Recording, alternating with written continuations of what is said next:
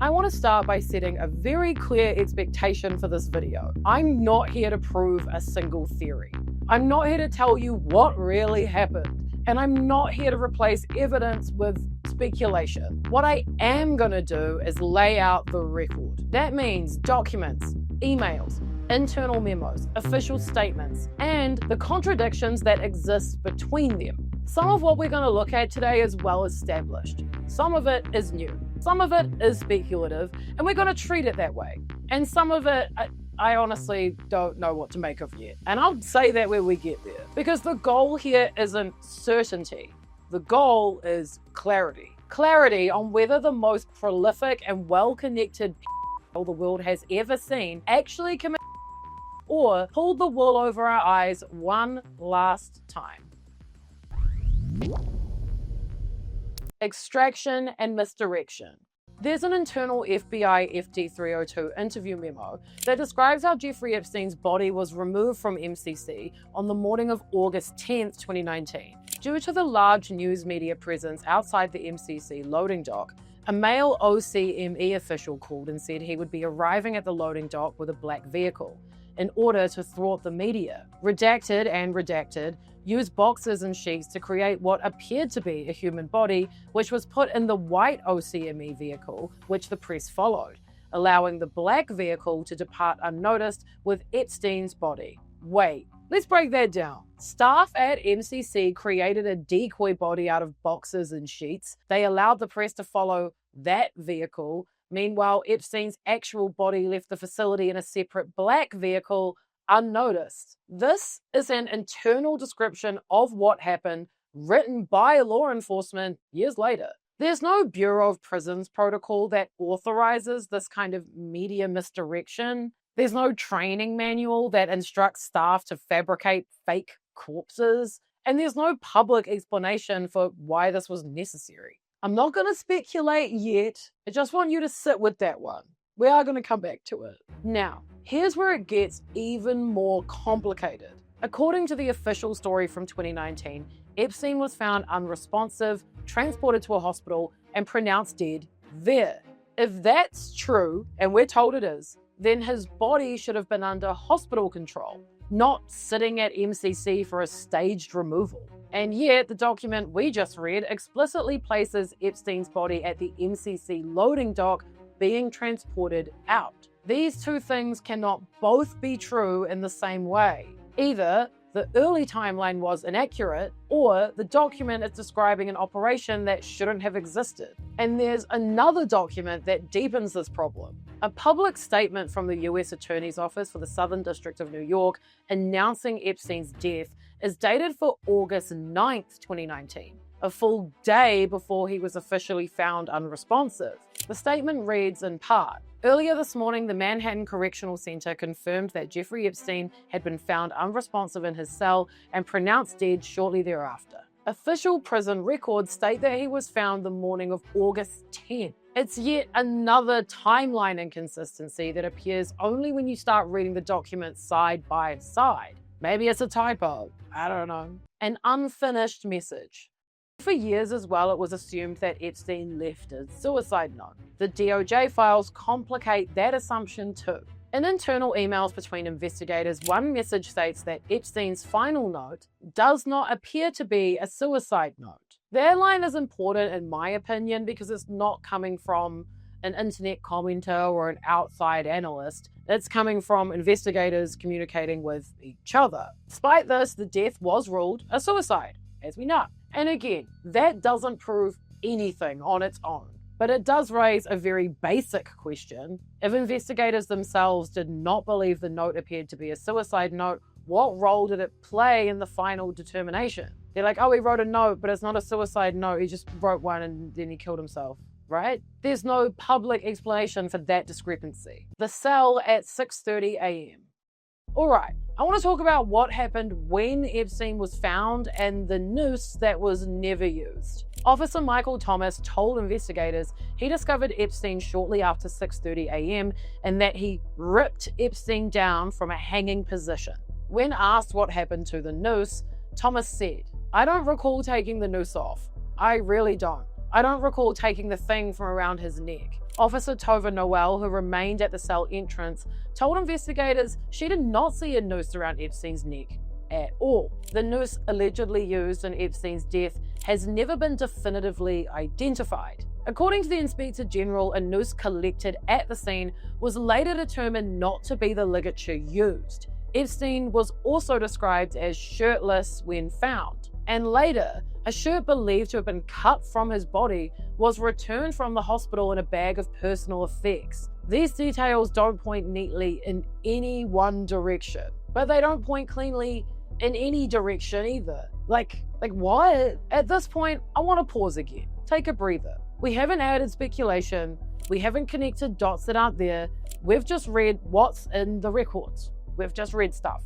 And already, the picture is more fragmented, not clearer, than it was all the way back in 2019. Like, you're confused? I'm fucking confused, bro. So let's shift away from systems and documents entirely and talk about human behavior. Specifically, why the everyone just screwed up explanation becomes harder and harder to accept when you look at incentives. The last will and testament of Jeffrey Epstein. In the final days of Epstein's life, there is a surprisingly detailed paper trail, and at the same time, some very basic questions that still don't have clear answers. So let's walk through what we know, what we can read directly, and what remains unresolved. And for new subscribers, I've looked into this in depth in previous videos.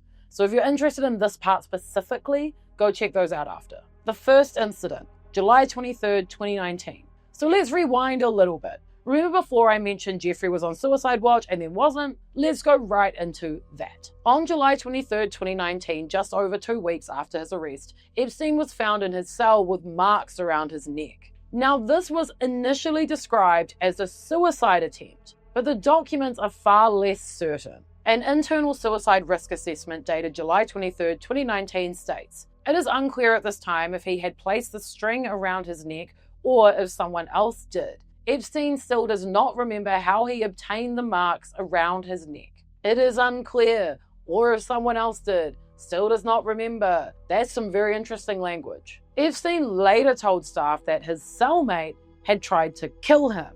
That cellmate was Nicholas Tartaglione, a former police officer facing multiple murder charges. And other reports complicate all of this further. Some accounts say that Nicholas was asleep, woke up, noticed Epstein in distress, described as snoring with his eyes open, and called for guards, believing that Epstein was having some sort of medical emergency. But honestly, it kind of doesn't matter which version is correct. What matters is that this incident was never clearly resolved. Still, it triggered a major custodial decision. After July 23rd, Epstein was placed on suicide watch. In the days that followed, he was evaluated by prison psychologists. Those evaluations appear in the FBI's later death investigation. In one session, Epstein stated, "I have no interest in killing myself. It would be crazy." In another, he said, "I'm too vested in my case to fight it. I have a life, and I want to go back to living my life."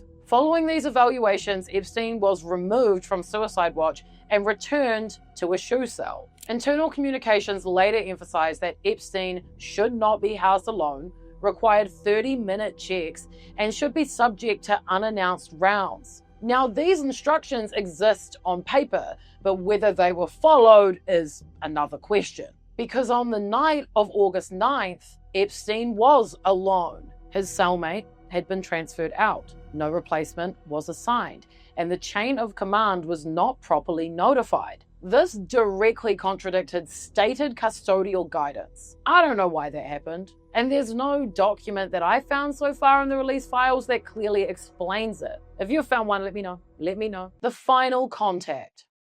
Now we get to one of the most discussed and least clearly documented aspects of Epstein's final days, his phone calls. There's reporting corroborated by multiple outlets that Epstein made phone calls from jail shortly before his death. One of those calls was reportedly made to Karina Shuliak, a girlfriend's assistant of Epstein's. His final call was not his lawyer, it was not his brother, but Karina, a relatively new presence in his life comparatively, and someone who would later be named as a major beneficiary of his estate. Now, if you're new here, I highly recommend you check out my deep dive into Karina Shuliak. She was an Epstein girlfriend and a registered dentist, which might explain all the weird dentist chairs we see in photos. She is completely mysterious. She is underreported on and underdocumented. So do check that out when you're done here. I highly, highly, highly recommend that as your next watch. Now, according to accounts that surfaced later, Epstein told staff he was calling his mother, but Epstein's mother had been dead for years. He called Karina. So why say that? I don't know. What's striking isn't the fact that he made a call. Inmates are allowed some phone access, but how little detail that we have about it. We don't have a transcript or a call log released publicly, or even a clear summary of what was said. That absence has fueled speculation, obviously, but speculation is not evidence. All we can say with confidence is this, is that Epstein made phone calls shortly before his death, and the content of those calls has not been made public. Whether that is normal or unusual depends on context that we don't have. So, let's do a quick recap. On the night of August 9th, 2019, Epstein was alone in his cell. Required checks were not conducted at 3 a.m. or at 5 a.m. Surveillance footage later released showed gaps, and the next documented activity occurs at approximately 6:30 a.m., when Epstein was found unresponsive. From that point forward, the paper trail becomes a bit denser and stranger, which we've already walked through in detail. Preparation or coincidence.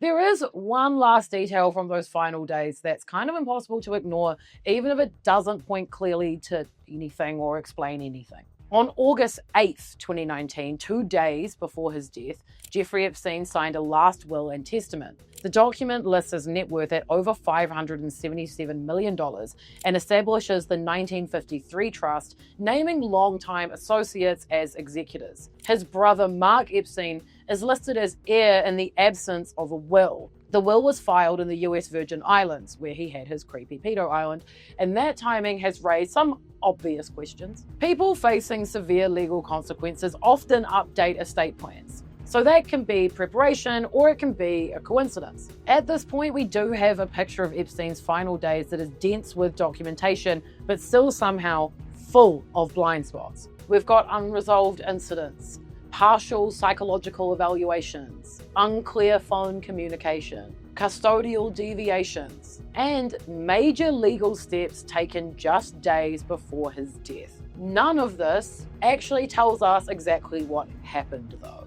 but it does explain why the absence of answers created a vacuum, and that vacuum didn't stay empty for long. People had a lot of ideas. So now let's talk about how public speculation started to fill up that space, including the 4chan posts, the body swap rumors, and how real documents and real uncertainty get braided into stories that feel persuasive even when they aren't provable. So now what?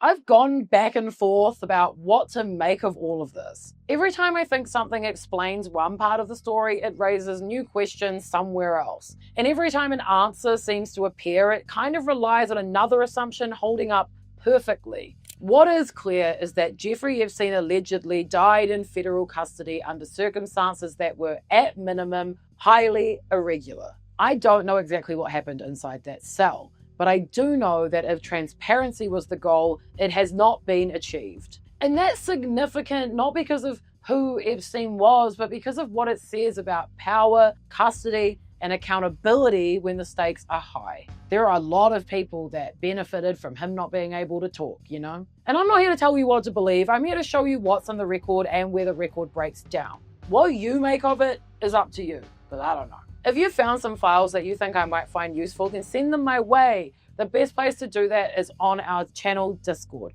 You can send feedback on videos directly, and you can chat with other like-minded people. You can send me down whatever rabbit holes you can find, and you can give me ideas for future videos. If you're new here, make sure you subscribe. I've been digging into Epstein stuff and the new files, and I like to look at politics and cultural news through a lens of like legit documents and demographics and surveys and research, not just like what we reckon, even though I do reckon quite often. There are loads of videos already up on the channel for you to sink your teeth into while this story continues to unfold. Get dangerously informed, y'all. Bye.